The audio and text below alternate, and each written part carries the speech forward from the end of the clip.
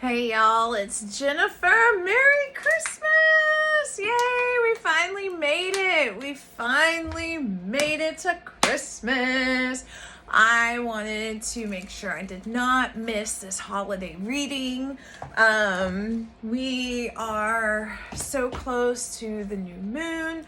We are so close to the new year. We are finally out of Mercury retrograde. Mars retrograde is still roaring its ugly head, but we are still kicking it. We're still doing it. We're still hanging in there. I've got a really interesting reading for you guys this week, okay?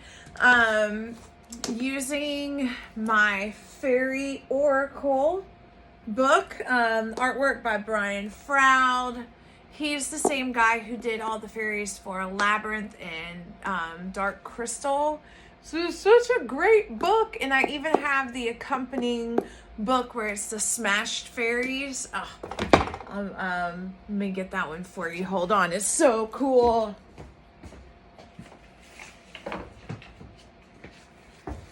This one is so awesome.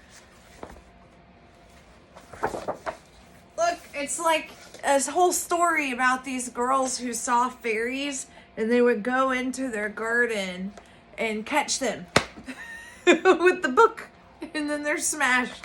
And it tells like stories about the fairies or how they met them. But anyways, I've got the Oracle deck with us, and I just wanted to do that because all that whimsical fairy magic, this is the perfect time for it.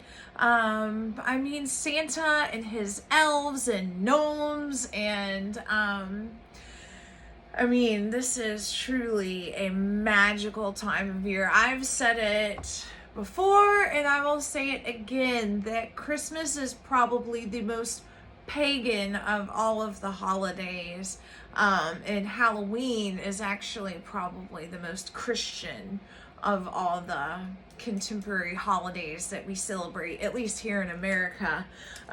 Anyways, that's my opinion. Debate me in the comments.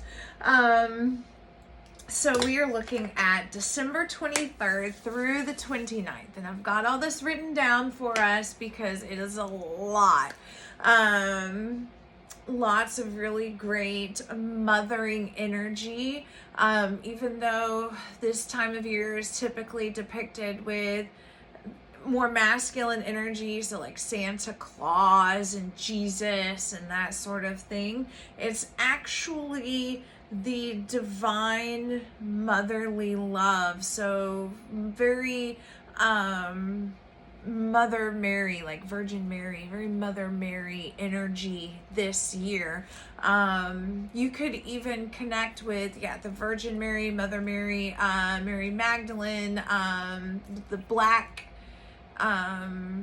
what's her name, Black Sarah, or the Black Madonna. She's a good one. Kuan Yin is very good motherly energy to tap into. And we all have a mother figure in our lives somewhere. It may or may not be our actual mother, but we all have a female in our lives somewhere that has shown us just unconditional love and really kind of just glowed from the inside out. And so this season is about bringing the Christmas spirit to the table and just allowing the universal love to fill us up from within. We're closing out a lot of things this time of year, and so it can be easy to get stuck in all of old patterns of the way that we've been thinking. Let's dive into the reading, okay? So for Monday and Tuesday is Christmas Eve, we have the Singer of Courage. Now these little beings, we've got some similar ones that pop up. These are the type of fae that are just more energetic body. This is a card of strength, of inner strength. Support and strength flows through connection. So as I was reading about this card and contemplating this card, it was kind of reminding me of string theory, of grandmother spider and her web, about how we're all interconnected. So on the micro and the macro, on the macro, this card is about taking Monday and Tuesday to contemplate the interconnectedness of everything. You could contemplate the circle of life in your local, like, ecology, your local area with nature.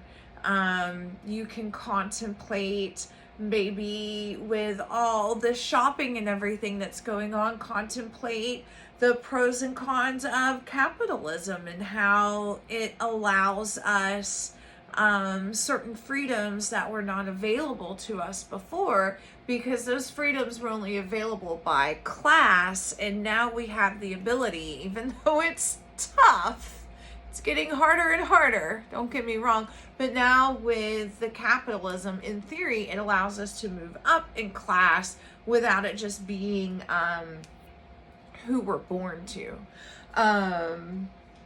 There's also, this card represents the support that we need and finding support from the connections. And we did mention that last week as well, about finding a support group, people that will listen, that care, people that you feel comfortable around. Reconnecting with friends, reconnecting with family, reconnecting with our family. Building more connections, a network of mutual support.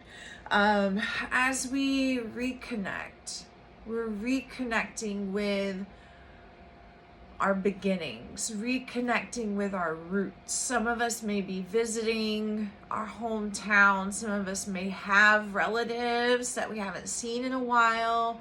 Some of us may have issues with certain family members, and maybe we can put some of those old memories to rest, at least long enough to try and reconnect and create new memories. Maybe try and reach out and make new friends. This is also a card of, like I said, networking,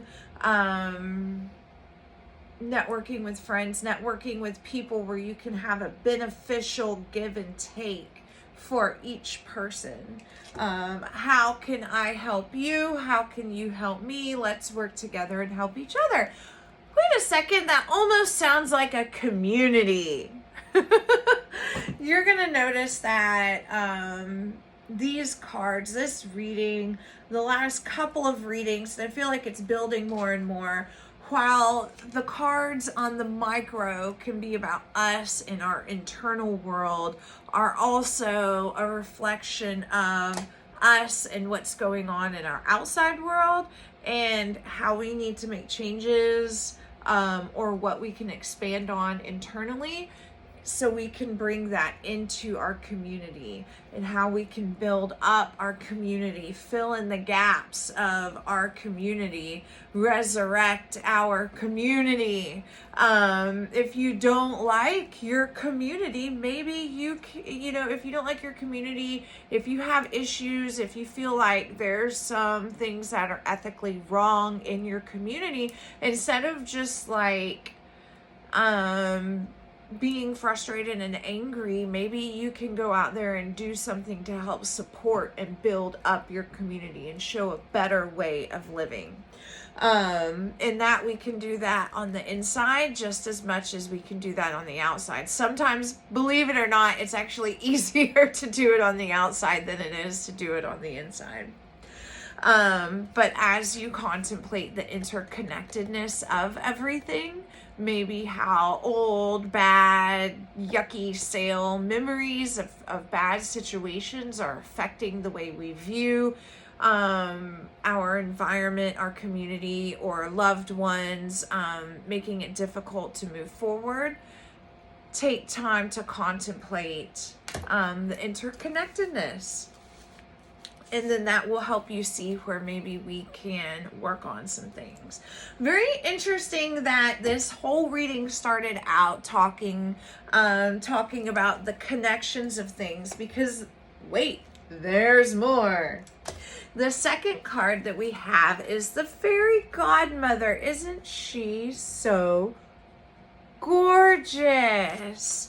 The fairy godmother in this deck represents gifts and talents, also grace and helpful lessons. So sometimes our godparents in this world or beyond the veil have to let us stumble just a little bit, especially when we start getting too much in our head about things, or we start getting that chip on the shoulder and start worrying so much about what other people deserve and being too critical and judgmental, and we're no longer letting that divine grace flow through us.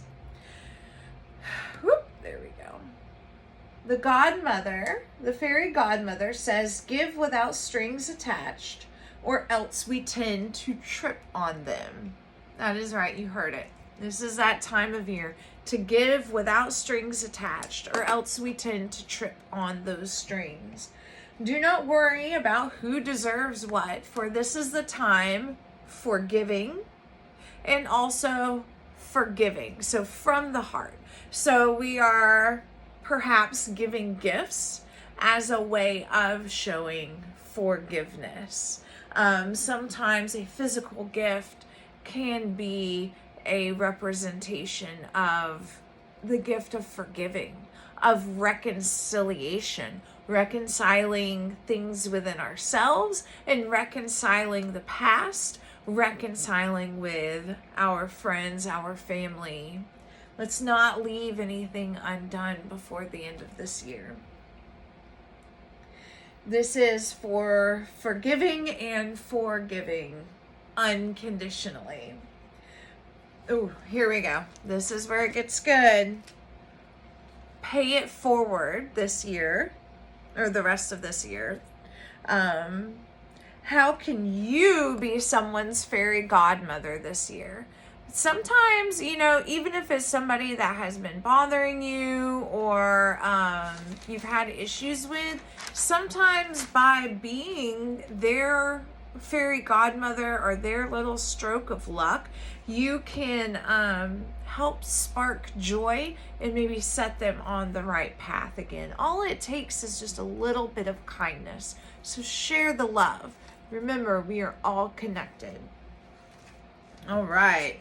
Trying to get through this as so that way we can all get back to our holiday festivities. This is the She of Cruach. This is another of those energetic fae. She is about receptiveness, nurturing, and fertility. This is very much so like the Empress and the Ace of Cups. Lots of goddess energy, of creation, of boundless, unconditional love that is the building blocks for everything you see in this universe. Understand that like in the Bible it says that we're a child of God. What that means is that we, or how some people say that we are all God, a reflection of God. We are all have that little bit of stardust in us. So we are all pieces of the universe that gets a chance to be animated, to express ourselves. And so we are never without divine love. And since we are never without divine love, then we have plenty to share. I was talking about judging earlier. Sometimes we judge ourselves so much that we forget to take care of ourselves too. And this card is reminding us that we can't pour from an empty cup. You deserve love. You deserve nurturing too. Stop putting conditions on yourself. Like, oh, I can't take a rest yet because the dishes aren't done. I can't eat dinner yet because I haven't answered all my emails. You wouldn't tell your car that you refused to put gas in it because it wasn't clean enough today. Like, what kind of sense does that make? Okay, so stop treating yourself like that. You are enough. You are enough. No matter what you've done or haven't done, no matter how much you've earned or spent this year, you are a child of the divine. So don't you forget it. If you get stuck in this habit of denying yourself love, how can you share with others? How can you spark joy if you're denying yourself joy? How can I free this energy of acceptance and nurturing in my life and allow it to flow through me? So it's time to start filling your own cup. Take responsibility for your emotions. All right, so we are getting into the Friday, Saturday, and Sunday, the weekend. That was the She of Crutch. Now we have the Singer of Initiation, which reminds us that the challenges you are facing, the internal and the external, they're all part of your initiation.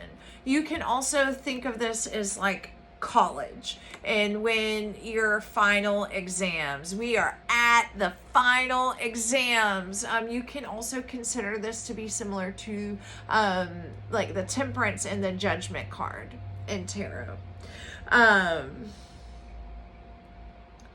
The challenges you are facing, internal and external. All right, you are reaching a breakthrough, even though sometimes it may feel like a breakdown. And you might actually have your breakdown before your breakthrough. It happens to the best of us. You're running on fumes, and I'm worried that you're going to hit a brick wall. It's not bad luck. You're not surrounded with bad luck. The universe doesn't hate you. The universe isn't conspiring to get you. No one's putting evil hexes and witchcraft on you or anything like that. This is an opportunity to rise to the occasion. The universe has put these challenges in front of you to give you an opportunity to rise to the occasion. Be a champion for yourself. Be a champion for your own needs. Be a champion for the needs of your family, of the people within your community. Be a champion for the needs of your pet projects or just your pets. I love that because again, we are all interconnected. All right. Last one, okay? Friday, Saturday, and Sunday. And this is Indy. Isn't he so cute? This one is kind of like the Two of Swords in tarot because his name is Indy, just like indecision. So this card is about indecision, wishy-washy, or finally making a commitment. It is time to make up your mind. Are you going to repeat this cycle again? Are you going to repeat this initiation again? Are you going to continue to have this chip on our shoulder, all the buts, and excuses and the blaming everyone else for all of the woes and tragedies in the world? Or are you choosing you this time? Are you choosing to be your most successful self with what your soul came here to do? Stick to your commitments, then stick to your guns. If you made a commitment to show up to work at 9 o'clock every morning, then you better flippin' do it. If you made a commitment to read 10 minutes to your kid every night before bed, then you better frickin' do it. If you made a commitment to meditate 3 times a week, do it. Do it. All right? Just do it. Put it down on paper. Make it real. Maybe you can make vision boards or timelines. Define your goals, set time frames, and hold yourself accountable. Keep the promises you make to yourself. Folks, over and over again, I have brought up SMART goals on this channel. Google them, look them up. I forget I should have them memorized by now. But what are they? Time sensitive, they're relevant, they're attainable. Google SMART goals, and I want you to work on applying them in your life. This is how you will feel fulfilled. You can apply SMART goals to your spiritual life just as well as you can apply SMART goals to your career. Just as much as you can apply SMART goals to keeping the house clean. As we fulfill ourselves, as we take care of our own needs, and yes, doing chores is a way of self-parenting, filing your taxes is a way of self-parenting, and as you self-parent, you're going to feel more stable. As you feel more stable, you can grow. As you grow, then you can give fruit back to your community. The circle of life. All right, guys, I hope you see where I was getting with all of that. Thanks for sticking it out with me. I love you all. And if you haven't checked it out, The Fairy Oracles by Brian Froud. It's an oldie. I'm not even sure if it's still in publication anymore, but it is a goodie. Shout out to my daughter, Mackenzie. This is actually her deck, and she is letting me hold it for a period of time. So we knocked the dust off of it and we're putting it to use. Happy holiday season, and I will see you all, next year? The beginning of next year? I love you.